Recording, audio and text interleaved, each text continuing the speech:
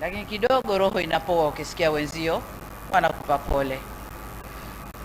Ndugu zangu, msiba huu si wa familia pekee, bali ni wetu sote wa Tanzania, kwani wengi tulimfahamu, wengine tulibahatika kufanya kazi naye, na muhimu zaidi, wengi waliguswa na mchango wake kwa namna moja au nyingine kupitia uongozi na utumishi wake wa muda mrefu kwa umma na wa kisiasa. Aidha, nitoe shukrani za dhati kwa madaktari na wauguzi wa hospitali ya rufaa ya kanda ya Benjamin Mkapa kule Dodoma, na wote waliohusika katika kumhudumia ndugu yetu huyu katika kipindi chake cha mwisho wa uhai wake, kwa juhudi na kujitolea kwao katika kuhakikisha anapata huduma stahiki. Hata hivyo, maarifa, utaalamu na jitihada zetu sisi binadamu zina ukomo, na Mungu ndiye mwamuzi wa yote, nasi hatuna budi kuyakubali mapenzi ya Mwenyezi Mungu. Nitoe shukrani za dhati pia kwa viongozi wa dini kwa huduma, misa na huduma za kiroho ambazo wameendelea kuzitoa toka ndugu yetu huyu ametutoka hadi hapa tulipo. Na washukuru na ninawapongeza kwa kuendesha misa kwa nidhamu na heshima kubwa kwa marehemu mpendwa wetu, lakini vile vile kwa maneno ya faraja kwetu sisi wafiwa. Ndio maana pamoja na simanzi kubwa tulionayo, ni muhimu kuyakumbuka maneno ya Biblia takatifu katika kitabu cha Wathesalonike wa kwanza sura ya 5 mstari wa 18 yanayosema, na ninanukuu: shukrani kwa kila jambo, maana hayo ni mapenzi ya Mungu kwenu katika Kristo Yesu. Mwisho wa kunukuu. Ndugu viongozi na waombolezaji wenzangu, tumempoteza kiongozi aliyetumikia taifa lake kwa uzalendo, bidii na weledi. Sisi tuliobahatika kufanya kazi naye na kushuhudia utumishi wake, tutamkumbuka kwa mchango wake mkubwa katika utumishi wa umma na wa kisiasa kupitia nyadhifa mbalimbali alizozitumikia. Ni vigumu mno kupata maneno sahihi ya kumwelezea marehemu katika kipindi hiki cha majonzi.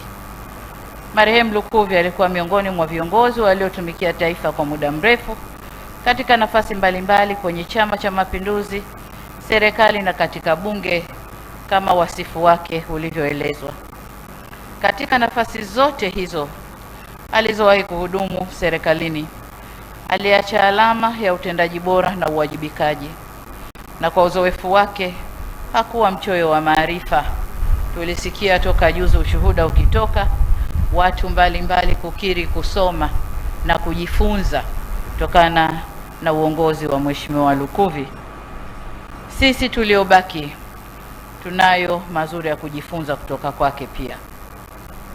Marehemu Lukuvi pia alikuwa kiongozi aliyegusa mioyo ya watu, ambaye daima hakusita kusema ukweli na hata kuchukua maamuzi yenye tija na maslahi kwa taifa.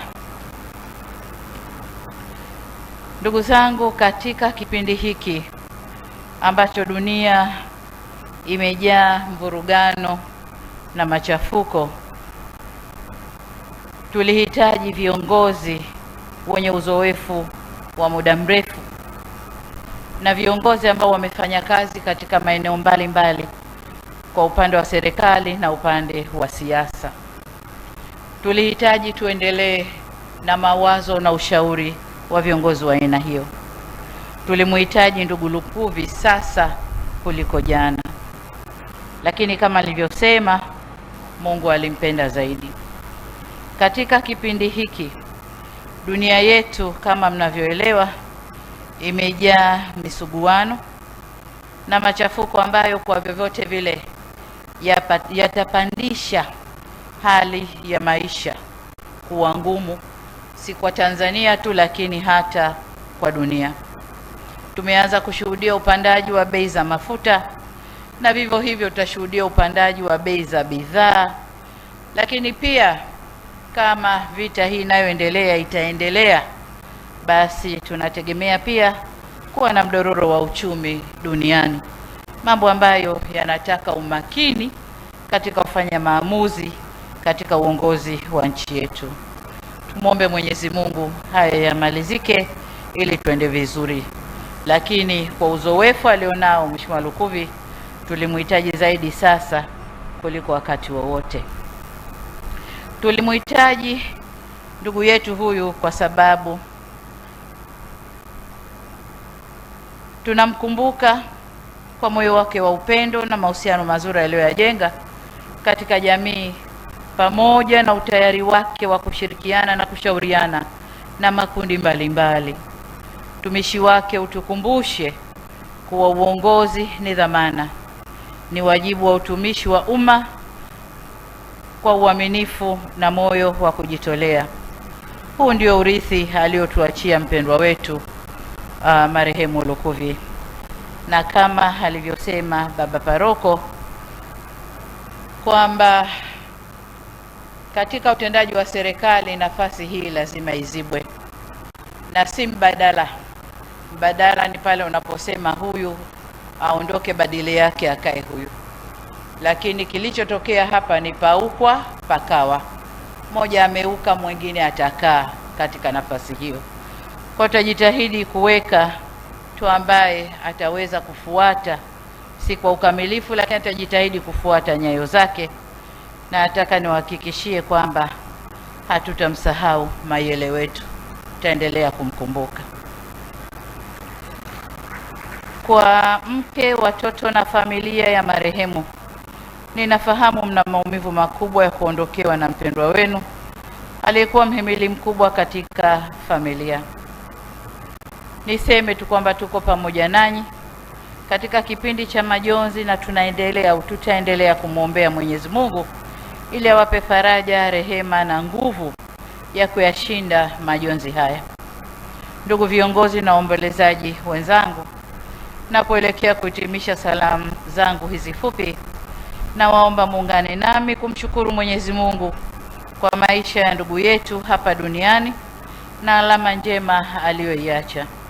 Na mwisho, kwa niaba yangu binafsi na serikali ya Jamhuri ya Muungano wa Tanzania, nirejee kutoa pole kwa mke, watoto, familia ya marehemu, ndugu, jamaa na marafiki, wananchi wa jimbo la Isimani na Watanzania wote kwa ujumla kwa kuondokewa na mpendwa wetu. Raha ya milele umpe Bwana, na mwanga wa milele muangazie, apumzike kwa amani. Amina. Na upande mwingine tunasema inna lillahi wa inna ilaihi rajiun. Asanteni sana kwa kunisikiliza.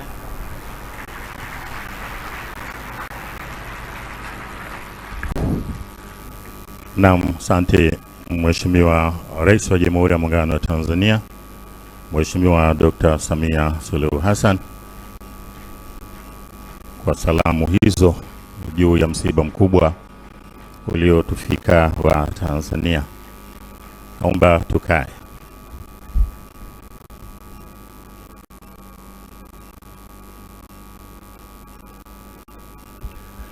Mheshimiwa Rais wa Jamhuri ya Muungano wa Tanzania, kitendo kilichobaki sasa ni kuanza kutoa heshima na kuaga mwili wa mpendwa wetu.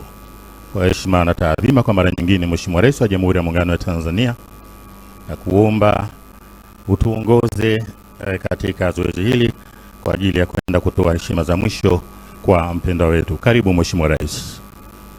Naomba wengine wote tukae ili tuweze kupata picha nzuri, tuko mubashara.